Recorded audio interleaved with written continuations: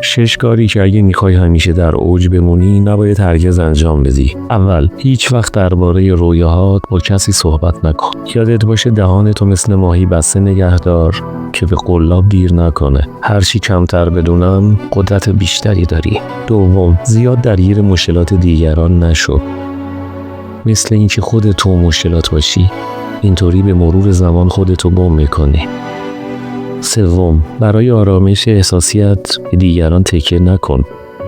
اگر خیلی بهشون وابسته شی، وقتی نباشن از هم میپاشی. پایه احساساتت رو خودت بساز. همیشه تکیهگاه خودت باش. چهارم، هیچ وقت پول قرض نگیر و به کسی هم قرض نده.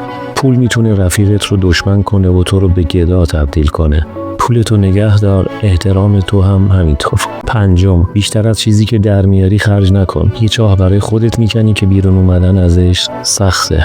هوشمندانه خرج کن وگرنه بی پول میمونی. ششم، هیچ وقت دیگران رو مقصر مشکلاتت ندون. تا وقتی تقصیر رو گردن بقیه میندازی زندگی تغییر نمیکنه. وقتی مسئولیت کامل رو بپذیری غیر قابل توقف میشی.